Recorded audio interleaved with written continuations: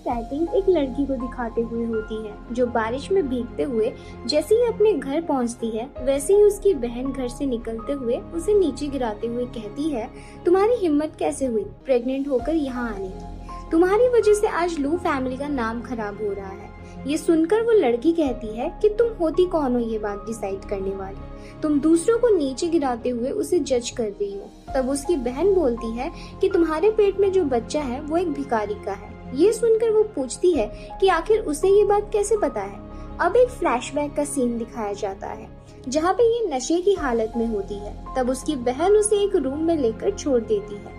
कुछ देर बाद एक इंसान आता है, वो भी नशे के हालत में होता है। फिर वो दोनों इंटीमेट होने लगते हैं। कुछ देर बाद वो लड़का एक रिंग छोड़कर वहाँ से चला जाता है। अब वापस से हमें प्रेजेंट का सीन दिखाया जाता है जहाँ वो लड़की अपनी बहन से पूछ रही थी क्या उसने ये सब किया है। तभी वहाँ पे एक औरत आकर एक डॉक्यूमेंट देते हुए कहती है कि लू शियो, ये सबूत है कि तुम्हारे फादर ने तुमसे अपने सभी रिश्ते खत्म कर लिए हैं। अब उस बच्चे को लेकर यहाँ से दफा हो जाओ। उनकी बातें सुनकर लू शियो हैरान होती है और पूछती है कि फादर पूरे 6 महीने से कोमा में थे, क्या वो कोमा से बाहर आ गए हैं? क्या मैं उन्हें देख सकती हूँ? मगर वो औरत उसे धक्का देते हुए बाहर कर देती है। फिर वो बताती है कि अब उसके हाथ में सब कंट्रोल है लू फैमिली का और तुम्हारे फादर अभी भी कोमा में हैं। तुम्हारी माँ और ग्रैंड माँ मर चुकी है बहुत पहले ही। मैंने ही मेहनत करके ये फैमिली को आगे बढ़ाया है। अगर तुम सब कुछ खराब नहीं करना चाहती हो तो यहाँ से निकल जाओ। फिर लू शियो कहती है कि आपने बहुत बेकार काम किया है, क्या आपको भगवान से डर नहीं लगता है? तब वो लेडी कहती है कि नहीं, मुझे तो नहीं लगता। उसके बाद वो दोनों दरवाजा बंद कर देते हैं। उससे हमें पता चलता है कि वो दोनों उसकी स्टेप मॉम और सिस है। इधर लू शियो को दर्द होने लगता है क्योंकि उसकी डिलीवरी का समय हो चुका था। कुछ देर बाद उसकी आंखें हॉस्पिटल में खुलती है जहां नर्स उसे बताती है कि उसकी डिलीवरी बिल्कुल ठीक से हुई है और अब उसे हॉस्पिटल बिल भरना है। ये देखकर वो अपना रिंग देते हुए उसे बेचने के लिए कहती है। ये वही रिंग था जो उस इंसान ने उसके लिए छोड़ दिया था। अब कुछ समय बाद का सीन दिखाया जाता है जहाँ एक लेडी कार से निकलते हुए आगे जाने लगती है। तब हमें पता चलता है कि वो क्लीनिंग वर्कर की ड्रेस में पहुंच जाती है वहाँ पर क्योंकि वो यंग मास्टर को टेस्ट करना चाहती थी और उनकी शादी करवाने के पीछे पड़ी हुई थी। लेकिन वो किसी लड़की की वजह से शादी नहीं कर रहे थे जिसे वो 5 साल पहले मिले थे।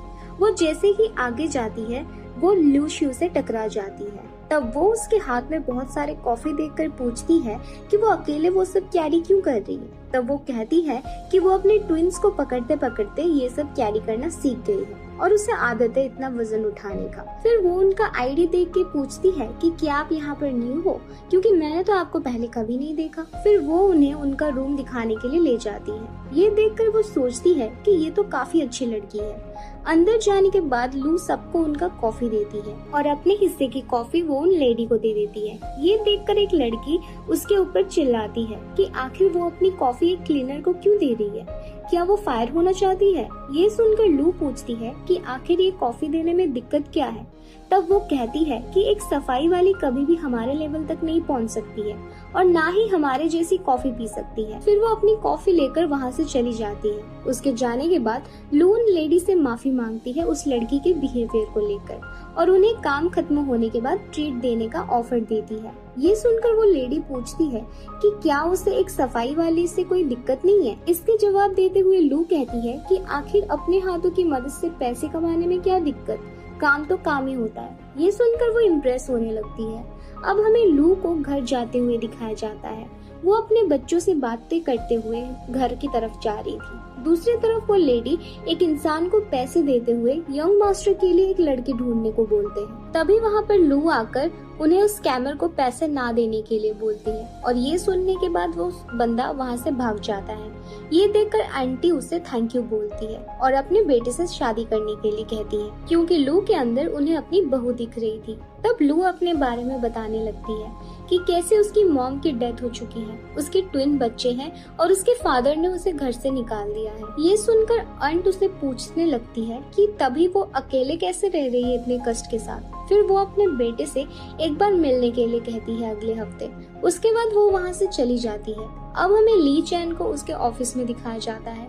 तभी उसकी मॉम वहाँ पर आकर उसे लू के बारे में बताती है और उसे अगले हफ्ते मिलने के लिए कहती है। ये सुनकर लू मना कर देता है हर बार की तरह, मगर माँ तो माँ होती है, वो उसे मिलने के लिए बोलकर वहाँ से चली जाती है। अब डेट का दिन आता है जहाँ पे वो सिर्फ ट्रैक पैंट पहनकर उसे मिलने के लिए जाने लगता है। ये देखकर उसकी मॉम उसे ढंग के कपड़े पहनने के लिए बोलती है, मगर लू ये कहता है और उन्हें मना कर देता है कि अगर वो काइंड लड़की होगी तो उसे मेरे पैसे से मतलब नहीं होगा, वो मुझे ऐसे ही एक्सेप्ट कर लेगी और आपको उसे हमारी सच्चाई बताने की जरूरत नहीं है कि हम अमीर हैं। क्या पता वो सिर्फ नाटक कर रही हो। ये सुनकर उसकी माँ उसकी बात मान लेती है।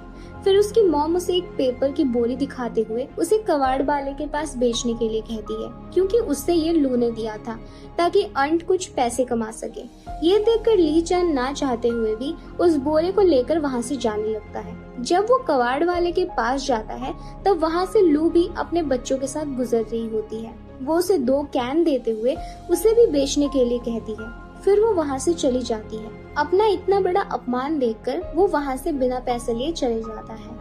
इधर लू कैफे में बैठकर अपने बच्चों को समझा रही थी कि उन्हें अच्छे बच्चों की तरह रहना चाहिए क्योंकि उनकी मॉम डेट पर आई है। ये सुनकर उसकी बेटी पूछने लगती है कि डेट का मतलब क्या होता है। ये सुनकर उसका भाई उसे बताता है कि उन्हें आज एक डैड मिलने वाला है। ये सुनकर वो बच्ची खुश हो जाती है। तभी वहाँ ली चैन आ जाता है। लू को इग्नोर करते हुए वो एक सीट पर बैठ जाता है। अपने सामने वाली लड़की को बोलने लगता है कि मेरे पास घर नहीं है, ना ही कार है, तो वो अभी उससे डेट करना चाहती है। ये सुनकर बगल वाली लड़की उसके मुंह पर पानी फेंककर वहाँ से चली जाती है। फिर लू उसे टिश्यू देते हुए बताती है कि मैं हूँ तुम्हारी डेट। फिर वो उसके बगल में बैठते हुए कहता है कि मुझे फर्क नहीं पड़ता तुम्हारे पास घर है या नहीं है, या कार है या नहीं है, तुम एक लेबर का काम करते हो और कूड़ा बेचने का भी। मेरे पास 2 बच्चे हैं, कहीं तुम्हें इनसे कोई दिक्कत तो नहीं है।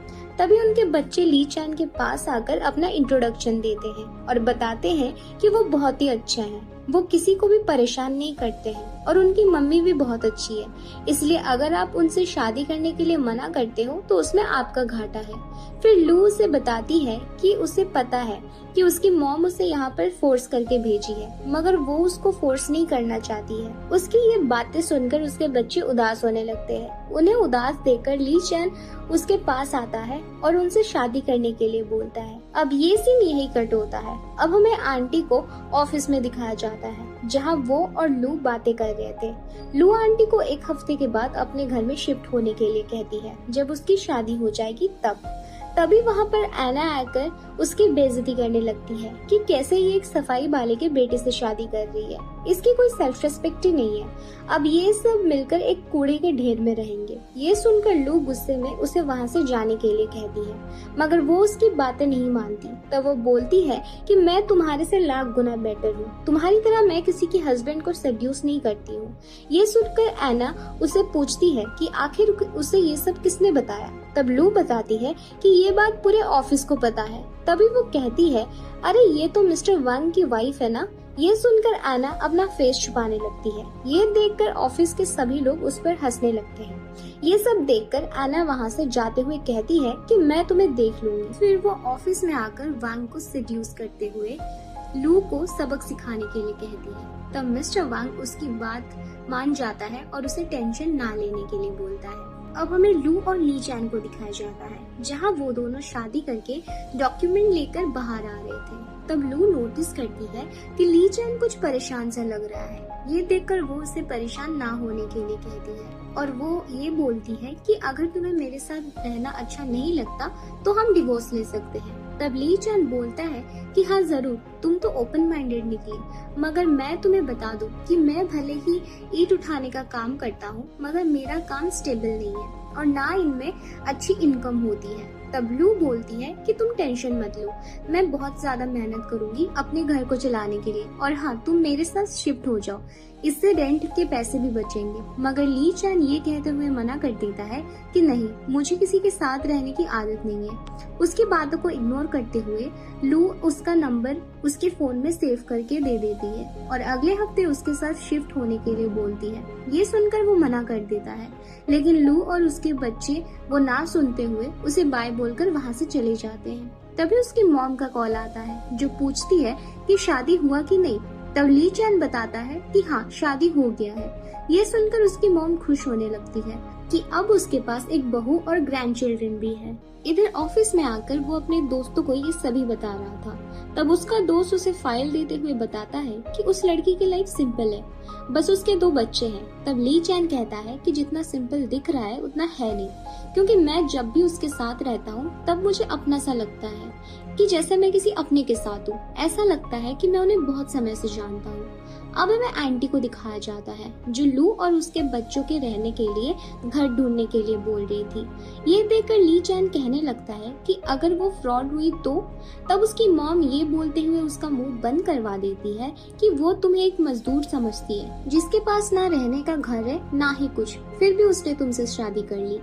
अब वो तुम्हें एक फ्रॉड दिख रही है। फिर वो उसे घर ढूंढने के लिए बोलती है ताकि ये सब भी उनके साथ शिफ्ट हो सके। फिर अंट मन ही मन में सोचने लगती है कि अब वो लू के पास रहेगी और उस पर अपना सारा पैसा लुटा सकती है और खर्च कर सकती है। उसके लिए एक प्लेन भी खरीदेगी और बहुत कुछ। इधर लू ओवर टाइम कर रही थी, जहाँ एना आकर फिर से उसकी बुराई करने लग जाती है कि तेरे हस्बैंड तो एक कूड़ा उठाने वाला है। ये सुनकर लू उसे बोलते हुए चुप करा देती है कि तेरे से तो बेटर ही है, कम से कम किसी और के हस्बैंड को सेड्यूस तो नहीं करती। उसके बाद वो वहाँ से जाने लगती है। तभी एना अपनी दोस्त को इशारा करती है। ये देखकर वो लड़की लू को बताती है कि ऊपर वाला वॉशरूम काम नहीं कर रहा है, इसलिए वो नीचे चली जाए। ये सुनकर लू उसे थैंक्स बोलकर नीचे वाली वॉशरूम में आ जाती है, जहाँ मिस्टर वांग आकर पीछे से वॉशरूम का डोर बंद कर देता है। फिर उसके पास जाने लगता है। ये देखकर लू उससे बाहर चलकर बात करने के लिए कहती है, मगर वो नहीं मानता है और वो लू के पास आने लगता है। ये लू उससे बचने के लिए मुझे एड्स है ऐसा बोल देती है। तब वो उसे झूठ ना बोलकर रिपोर्ट दिखाने के लिए कहता है। ये सुनकर वो भागते हुए गेट के पास जाकर उसे खोल देती है, मगर उसके बाहर जाने से पहले ही वांग उसके बाल पकड़कर खींचने लगता है। फिर वो कहने लगता है कि उस कूड़े वाले के लिए तुम अपनी बॉडी बेकार क्यों कर रही हो? तुम्हें पता भी है तुम्हारे बॉडी का वो लाल तिल कितना अच्छा लगता है? ये सुनकर लू उसे मारकर भागने लगती है, मगर वो उल्टा ही लू को एक चाटे में गिरा देता है। इस वजह से लू के पैर में चोट लग जाती है और खून आने लगता है। तभी वहाँ पर ली चैन आकर उसे संभालने लगता है। उसे देखकर लू पूछने लगती है कि वो यहाँ पर क्या कर रहा है। फिर वो बताता है कि उसकी मॉम उसका बहुत ही समय से इंतजार कर रही है। तभी वोंग पूछने लगता है क्या ये वही कूड़ा वाला है? फिर वो वापस से उसके लाल तिल के बारे में जिक्र करने लगता है। ये सुनकर लू वहाँ पर पड़े बोर्ड को उठाकर उसे मार मार कर बेहोश कर देती है। ये देखकर ली चैन हैरान होते हुए उसे चलने के लिए बोलता है, मगर लू के पैरों में चोट लगने के कारण वो चल नहीं पा रही थी। ये देखकर ली चैन उसे अपनी बाहों में उठाकर ले जाने लगता है। दूसरी तरफ एना टाइम देखते हुए सोचती है कि लू को अब सबके सामने वांग के साथ पकड़कर उसे वहाँ से बेइज्जत करके निकलवा दूंगी। फिर वो सबको कहती है कि अगर आप सभी को लू के अफेयर के बारे में जानना है तो आप सभी मेरे पीछे आइए। ये सुनकर सभी स्टाफ उसके पीछे जाने लगते हैं और आपस में बातें करने लगते हैं कि कैसे लू शादी से पहले प्रेग्नेंट हो गई थी और अभी वो एक कूड़े वाले से शादी करनी है। तभी वहाँ पर डायरेक्टर भी आ जाते हैं और पूछने लगते हैं कि आखिर वो सभी वहाँ पर क्या कर रहे हैं। तब एना बताती है कि लू का किसी के साथ अफेयर चल रहा है, हम सभी वो देखने जा रहे हैं। ये सुनकर मैनेजर कहते हैं कि अगर ये बात सही हुई तो मैं उसे फायर कर दूंगा। तभी वो सभी देखते हैं कि लू को कोई उठाकर ले जा रहा है। ये देखकर मैनेजर को अपनी आंखों पर विश्वास नहीं होता है। उन्हें ये समझ नहीं आता है कि ये कंपनी के डायरेक्टर यहाँ पर क्या कर रहे हैं।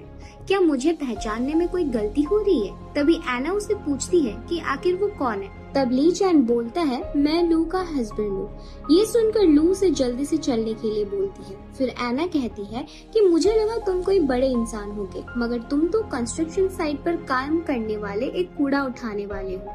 मैनेजर, आपको तो इसे फायर कर देना ही चाहिए। ये सब सुनकर मैनेजर सोचता है कि मुझे कोई गलतफहमी तो नहीं हो रही है, क्योंकि डायरेक्टर यहाँ पर कैसे आ सकते हैं। फिर वो लू को फायर करने की बात करता है। ये सुनकर ली चैन बोलता है, आपको किसने ऑथोरिटी दी है? उसकी बातें सुनकर मैनेजर कहने लगता है, तेरी हिम्मत कैसे हुई मेरे से ऐसे पूछने की। ये सब सुनकर लू उससे कहती है कि अगर ये बात मेरी मदर इन लॉ को पता चल जाएगा तो उन्हें अच्छा नहीं लगेगा। वो भी इस कंपनी के लिए काम करती है। तब एना मैनेजर को बताती है कि इसकी मदर इन लॉ सफाई का काम करती है। ये सुनकर वो उन्हें बुलाने के लिए कहता है ताकि वो दोनों को कंपनी से निकाल सके।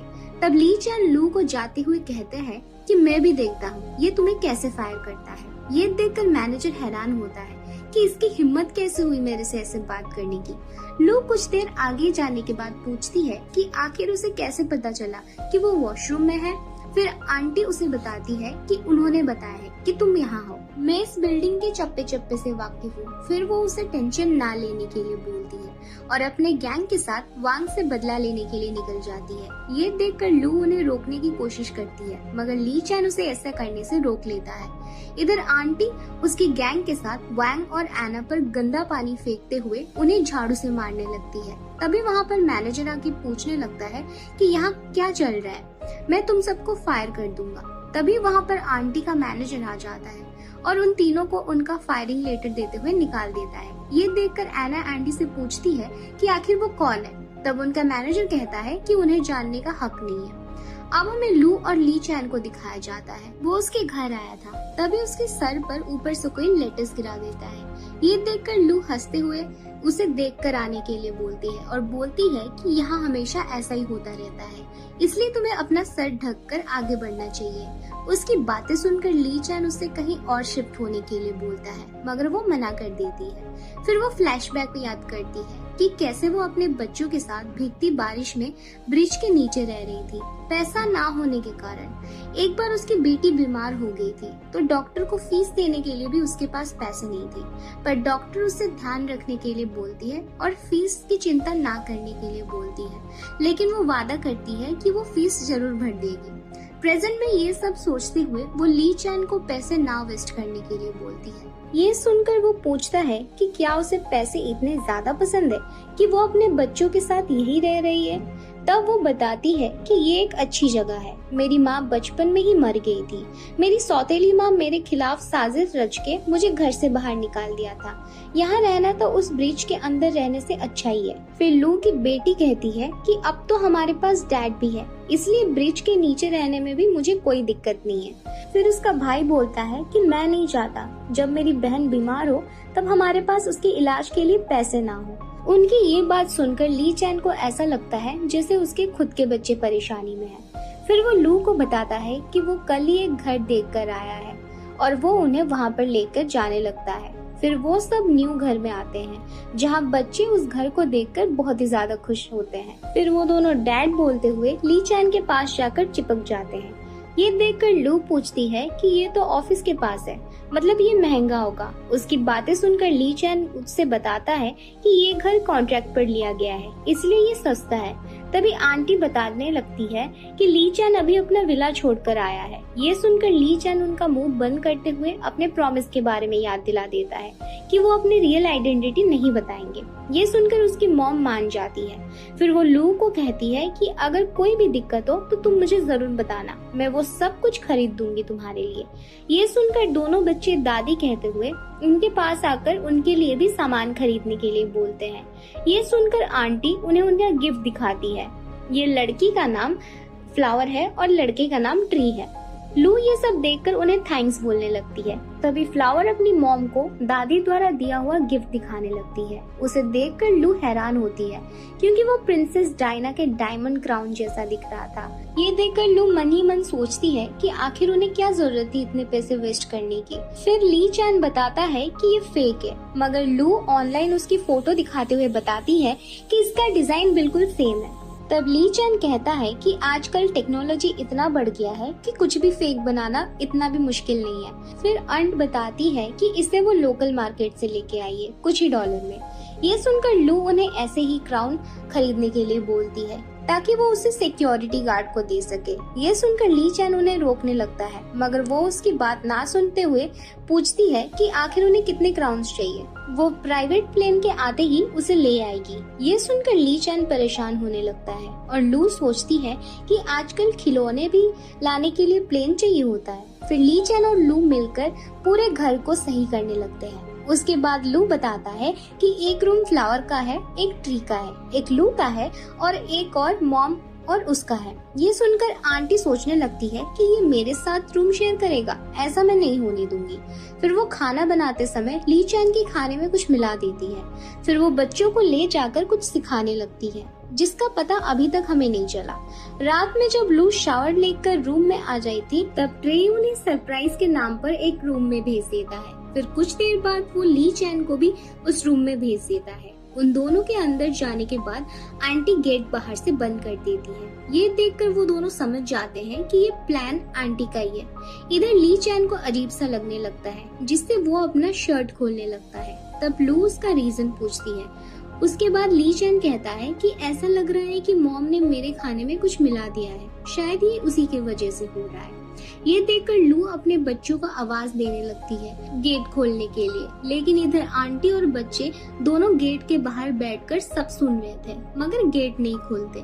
इधर ली चैन लू को बात लेने के लिए कहता है, मगर लू मना कर देती है। ये देखकर ली चैन कहता है कि तुम चिंता मत करो, मैं इंटरेस्टेड नहीं हूँ तुम में। फिर लू बोलती है कि अगर तुम इंटरेस्टेड हो भी, तब भी तुम में कुछ करने की एबिलिटी नहीं है। ये बोलने के बाद वो वॉशरूम चली जाती है। फिर वो जैसे ही बाहर आती है तो ली चैन को देखकर गिर जाती है। तभी ली चैन की नजर उसकी तिल पर पड़ती है। ये देखकर उसे याद आता है कि 5 साल पहले उस लड़की के पैरों पर भी तिल था। फिर वो लू को टॉवल ऊपर करने के लिए बोलता है ताकि वो सही से देख पाए। फिर वो बोलता है कि कहीं मैं बीमार होने की वजह से सपना तो नहीं देख रहा हूँ। तब लू उससे कहती है कि हाँ, तुम सपना ही देख रहे हो। उसके बाद वो वहाँ से जाने लगती है, मगर वो टक्कर होने की वजह से बेड पर गिर जाती है। उसके ऊपर ली चैन भी गिर जाता है। ये देखकर ली चैन उसे किस करने ही वाला होता है कि लू उससे मारकर बेहोश कर देती है। सुबह उठने के बाद ली चैन नोटिस करता है कि उसके सर में दर्द हो रहा है। तभी लू भी जाग जाती है। वो जमीन पर सो रही थी। फिर लू उसके बॉडी पर हाथ रखते हुए कहती है कि क्या तुम्हें अफसोस हो रहा है कि कल रात में हम कुछ नहीं कर पाए। ये सुनकर वो वहाँ से भाग जाता है और नीचे आते ही अपनी मॉम पर चिल्लाने लगता है, आखिर वो मुझे ड्रग्स कैसे दे सकती है। तब उसकी मॉम उसका मजाक बनाते हुए बोलती है कि मुझे लगा तुम कुछ भी नहीं कर पाओगे, इसलिए मैं तुम्हारी मदद करने के लिए ड्रग्स डाल दी थी। उसके वो बोलने के बाद वो रोने का नाटक करने लगती है। ये सुनकर लू वहाँ पर आकर ली चैन पर चिल्लाने लगती है कि आखिर वो आंटी को ऐसे डांट क्यों रहा है और उन्होंने क्या ही गलत बोला है, तुम सही में कल रात कुछ नहीं कर पाए। तब ली चैन बोलने लगता है कि मैं वो सब कर सकता हूँ। अब आंटी यही तो सुनना चाहती थी। ये सुनते ही वो ली चैन और लू को एक ही रूम में सोने के लिए बोलती है। लू ऑफिस जाने से पहले सोच रही थी कि एना और मिस्टर वोंग गुस्से में होंगे। तभी वहाँ पर सीनियर आकर उसे परमानेंट एम्प्लॉय बनाते हुए उसे कॉन्ट्रैक्ट देती है। ये देखकर उसे बिलीव नहीं होता है कि ये सच है। फिर उसकी दोस्त बताती है कि एना और वांग को फायर कर दिया गया है। ये सुनकर उसे सुकून मिलता है कि कोई उसे परेशान नहीं करेगा। इधर ली चैन ऑफिस में बैठा हुआ था। तभी उसका दोस्त आकर पूछता है कि मैंने सुना है तुम और लू साथ में सोए थे, क्या तुम्हारे बीच कुछ हुआ है। तब वो ना में जवाब देता है। तभी वहाँ उसकी मॉम आती है, जो उसके प्यारे पेड़ में गर्म पानी डालते हुए लू को अब से परेशान ना करने के लिए कहती है। घर पर आंटी बच्चों को पढ़ा रही थी। तभी वहाँ पर लू आकर बताती है कि वो एक परमानेंट एम्प्लॉय बन गई है एम्ब्रॉयडरी वाले डिपार्टमेंट में। ये सुनकर आंटी उसके लिए खुश होने लगती है। ये सब ली चैन भी सुन रहा होता है। इसके पीछे उसी का हाथ था, जिससे लू आगे जाकर बुली ना हो। नेक्स्ट डे आंटी लू को शॉपिंग करवाने ले जाती है, जहाँ वो मना करती रह जाती है कि उसे ज्वेलरी की जरूरत नहीं है, मगर आंटी कहाँ मानने वाली थी।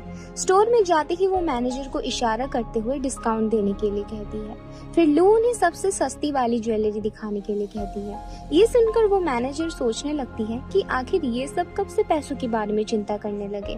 फिर वो ज्वेलरी दिखाने लगती है। उसे देखकर लू कहती है कि ये तो बहुत ही ज्यादा एक्सपेंसिव दिख रहा है। तब आंटी मैनेजर की तरफ देखते हुए कहती है कि ये सब तो फेक है। मैनेजर भी हाँ में हाँ मिलाती है। फिर आंटी एक रिंग लू को पहनाती है।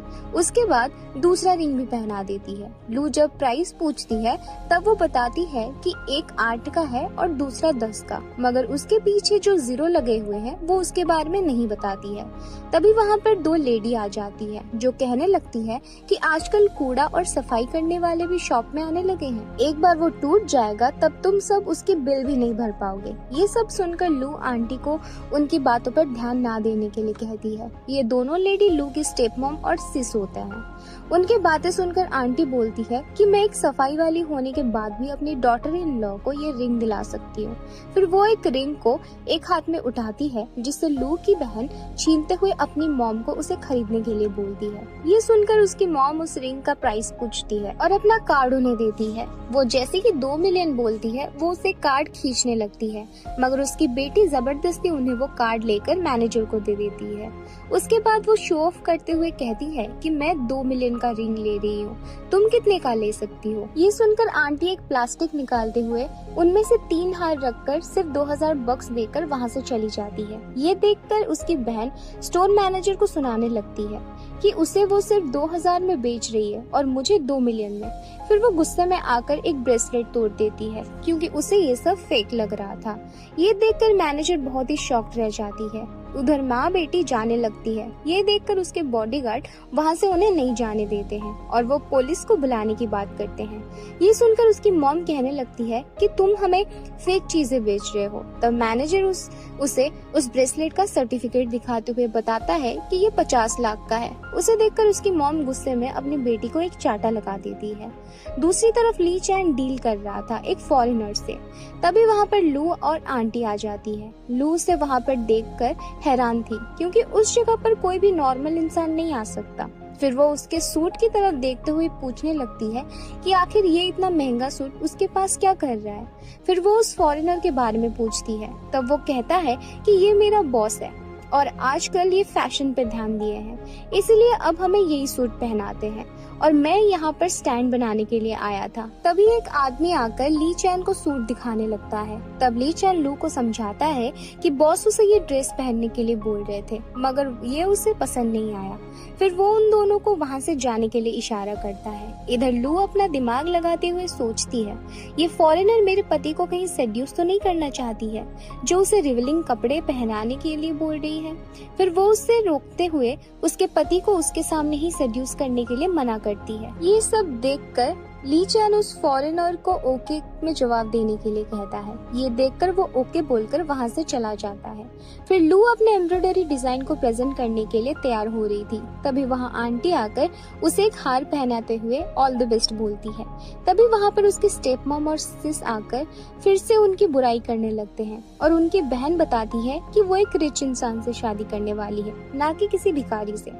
उसके बाद वो लू के एम्ब्रॉयडरी डिजाइन को कॉपी करने लगती है और बताती है कि ये डिजाइन लू फैमिली का है और उसने कॉपी किया है।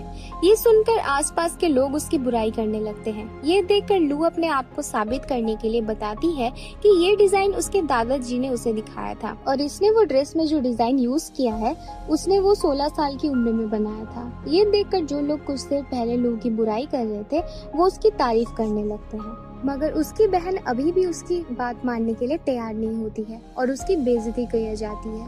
ये देखकर लू उसे चाटे पर चाटे मारने लगती है। फिर वो माँ और बेटी को साइड में लेकर खूब ज्यादा धोती है।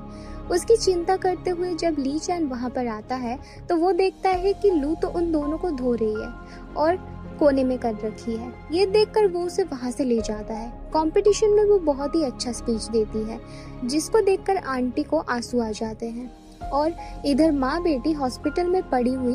तभी उन्हें पता चलता है कि लू वो कंपटीशन जीत गई है और फिर उन्हें पता चलता है कि बाकी सभी का CCTV photos and footage delete हो गया है। ये सुनकर वो कुछ समझ नहीं पाते हैं। अगले दिन लू और उसकी दोस्त अपने डिजाइन को लेकर अप्रूव करवाने जाते हैं। वहाँ उसकी बहन भी आई थी। हमेशा की तरह वो उसे टॉन्ट मारने लगती है।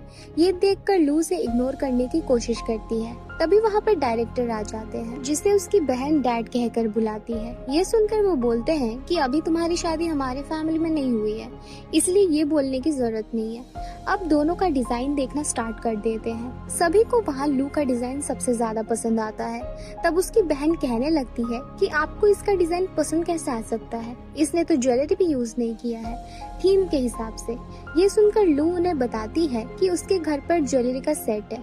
तब डायरेक्टर उसे देखने के लिए बात करते हैं। ये सुनकर वो उन्हें अपने घर ले जाती है, जिसके साथ उसकी बहन भी आई थी।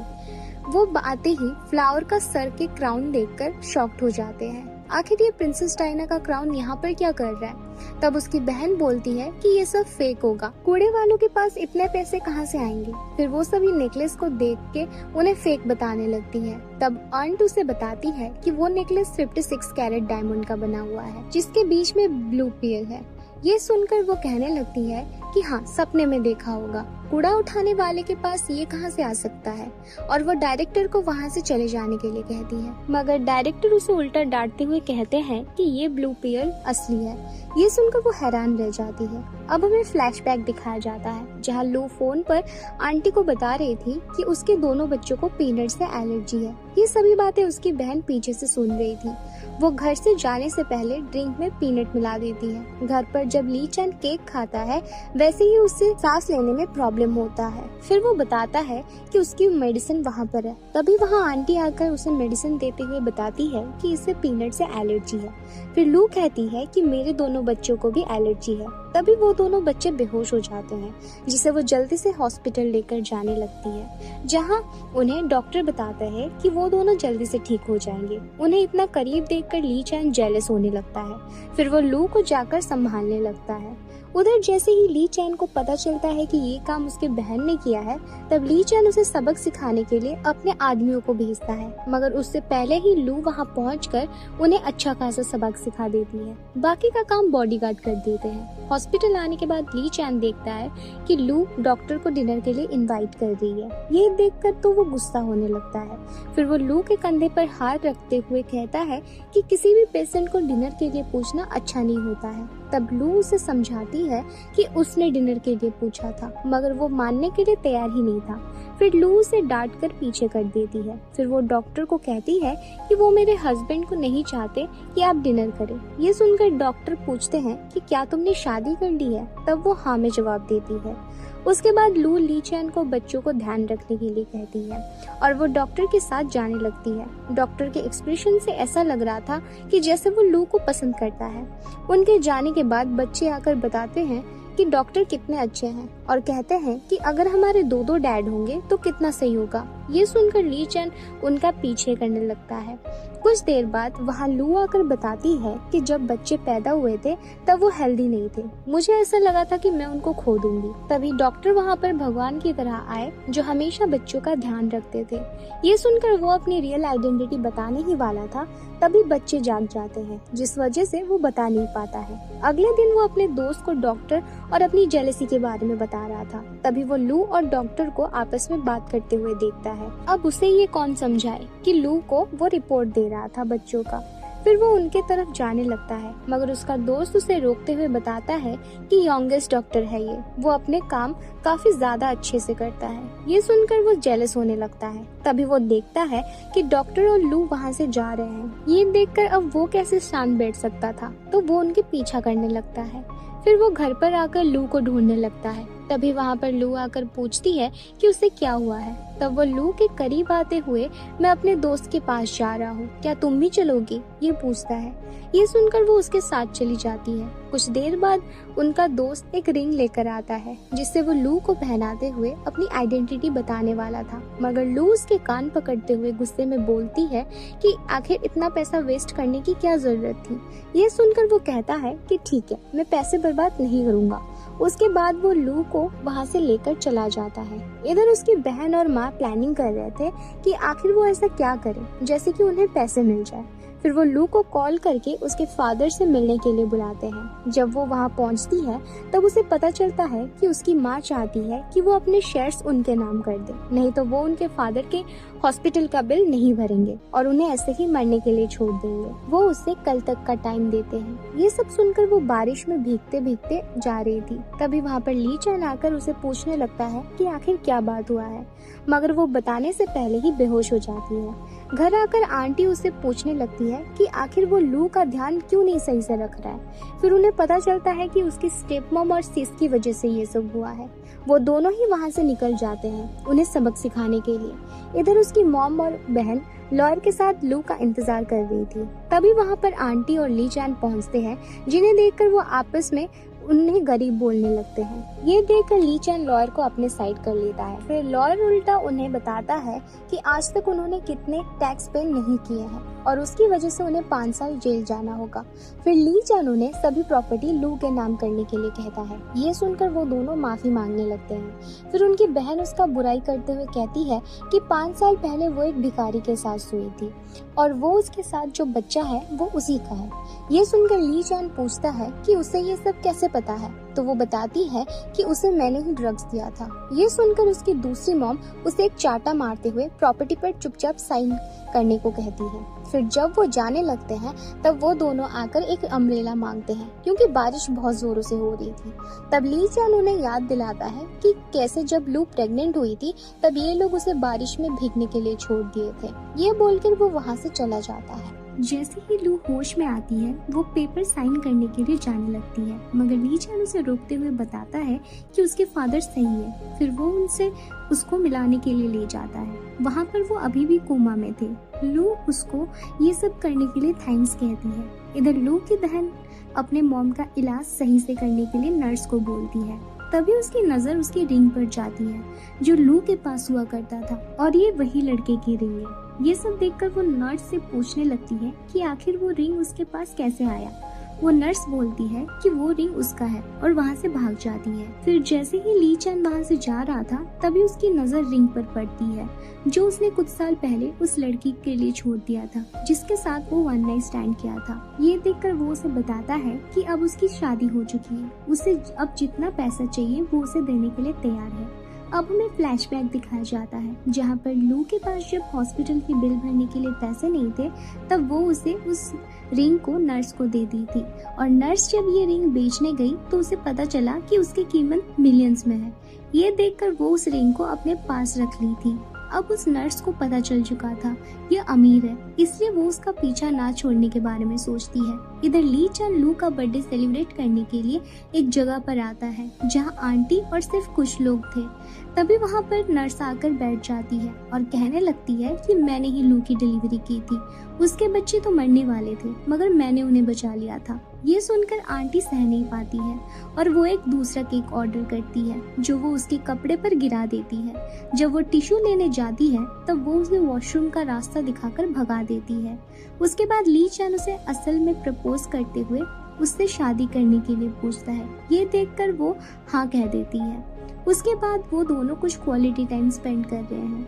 अगले दिन जब ली चान बाहर जा रहा था तभी वहाँ पर नर्स आकर कहने लगती है कि जिस दिन तुम उस होटल में आए थे उस दिन मैं प्रेग्नेंट हो गई थी और आज तुम्हारे बच्चे भी हैं। ये सुनकर ली चान उसे माफी मांगते हुए समझाता है कि अब उसकी एक वाइफ है, अगर उसे पैसे चाहिए तो वो उसे देने के लिए तैयार है। फिर वो वहाँ से चली जाती है। ये सभी बातें लू भी सुन रही थी। उसके आते ही लू उससे पूछती है कि आखिर वो क्या कहकर गया है। तब वो कहता है कि वो सब्जी लेने के लिए आया है। ये सुनकर लू से बता देती है कि मैंने सब सुन रखा है और मुझे सब पता है, उसका एक बच्चा भी है। फिर वो अपना सामान पैक करके घर जाने लगती है। वो अपने बच्चों को समझाती है कि वो एक गेम खेल रहे हैं मगर आंटी उसे वहाँ से जाने नहीं देती है। अगले दिन काम पर ली चान अपने असली रूप में एक बॉस बनकर आता है जो उसका हर जगह पीछा कर रहा था। फिर वो बताता है कि वो 6 बजे उसका इंतजार करेगा वेडिंग हॉल में। उसके जाने के बाद उसका दोस्त बताता है कि वो गलती से एक दिन नशे के कारण एक लड़की के साथ सो गया था जिस वजह से ये सब हो रहा है, मगर वो सिर्फ तुमसे ही प्यार करता है। फिर वो एक वेडिंग ड्रेस दिखाते हुए समझाता है कि ये सिर्फ तुम्हारे लिए ही बना है। इधर वेडिंग हॉल में लू की जगह पर नर्स आ जाती है वेडिंग ड्रेस